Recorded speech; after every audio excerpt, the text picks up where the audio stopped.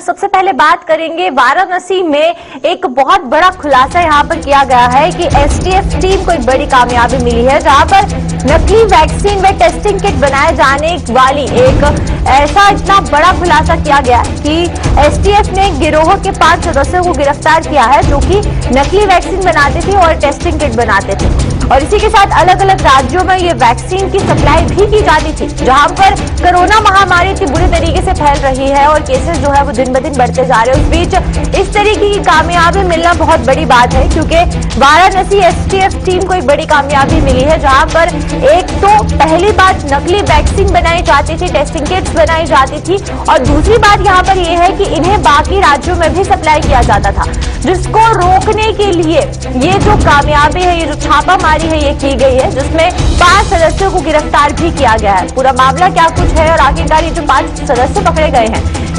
ये जो नकली वैक्सीन है ये किसकी देखरेख में बनाते थे, और ये जो टेस्टिंग किट है इसकी डीलिंग किस तरीके से होती थी, क्योंकि राज्य के बाहर भी इसे सप्लाई किया जाता था और बाकी राज्यों को भी भेजा जाता था। तो चलिए आइए, तमाम जानकारी के लिए हमारे साथ हमारे संवाददाता अली मोहम्मद यहाँ पर जुड़ चुके हैं, तो अली से जानते हैं। अली, पहला सवाल मेरा ये रहेगा कि ये जो पहले गिरोह का पर्दाफाश किया गया है जो कि नकली वैक्सीन बनाता था और टेस्टिंग किट बनाता था, तो इनकी डीलिंग किस तरीके से होती थी और बाकी राज्यों में भी इन्हें सप्लाई किया जाता था?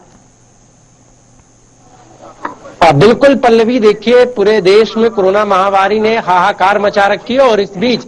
उत्तर प्रदेश सरकार हो या फिर अलग राज्यों की सरकार हो, वैक्सीनेशन को भी तेज करने में लगी है। और अब आंकड़ा अगर वैक्सीनेशन की बात की जाए तो 100,000 से भी ज्यादा पहुंच चुका है। लेकिन इस बीच एक बुरी खबर उन लोगों के लिए है जिन्होंने वैक्सीनेशन का डोज लगवा लिया है, और वैक्सीनेशन करवाने के बाद जब ये खबर उन लोगों को मिली तो उनमें कहीं ना कहीं परेशानी का सबब जरूर है, क्योंकि वाराणसी में भारी मात्रा में नकली कोविड वैक्सीन बरामद की गई है और बताया जा रहा है कि जो वैक्सीन बरामद की गई है उसकी कीमत लगभग 4 करोड़ के आसपास है। हालांकि इसमें 5 लोगों को गिरफ्तार किया है और गिरफ्तार किए गए लोगों से पूछताछ अब की गई है यूपी एसटीएफ की तरफ से। तो साफ तौर पे पूछताछ में ये पता चला है कि ये अलग अलग राज्यों में वैक्सीन जो है उसको सप्लाई कर रहे थे, और अब उनसे पूछताछ की जा रही है कि आखिरकार कौन कौन सी वो एजेंसी थी, कौन कौन से मेडिकल स्टोर थे और कौन से वो राज्य थे जहां पर वैक्सीनेशन जो नकली वैक्सीन थी उसको सप्लाई किया गया था। हालांकि यूपी एसटीएफ को बड़ी कामयाबी मिली है और 4 करोड़ के आसपास जो नकली वैक्सीन है उसके साथ साथ खाली बोतल के साथ लेवल और वैक्सीन को पैक करने वाली मशीनें भी पुलिस ने बरामद कर लिया है।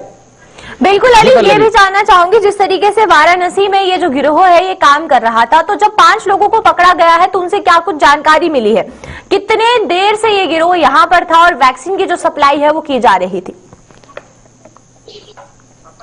पल्लवी, देखिए इस पूरे मामले में 5 लोगों की गिरफ्तारी की गई है और 5 लोगों में से जब पूछताछ की गई है तो पता चला है कि उत्तर प्रदेश के साथ साथ तमाम ऐसे राज्य हैं जहां पर ये लोग नकली वैक्सीन सप्लाई कर रहे थे। हालांकि कहीं ना कहीं कामयाबी जरूर बड़ी मिली है, लेकिन अभी ये कह पाना बहुत ही मुश्किल है कि ये लोग वो कौन कौन से राज्य थे, कौन कौन से जिले थे जहां पर ये लोग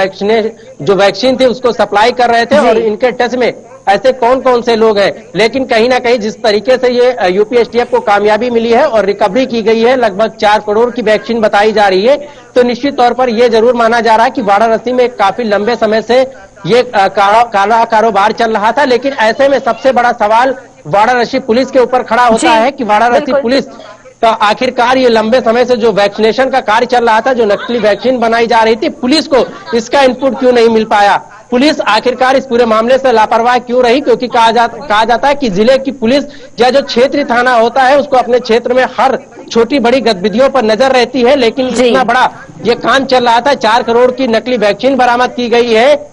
लेकिन पुलिस को इसकी भनक तक नहीं थी। लेकिन देखिए अली, एक और सवाल मेरा आपसे यहाँ पर ये रहेगा, जिस तरीके से वाराणसी से ये जो नकली वैक्सीन है इसे पकड़ा गया है, लेकिन वहीं पर जो वैक्सीनेशन सेंटर्स वहां बनाए जाते हैं वो गवर्नमेंट सर्टिफाइड वैक्सीन के ही बनाए जाते हैं, तो जो सप्लाई है वो गवर्नमेंट सर्टिफाइड वैक्सीन की होती है।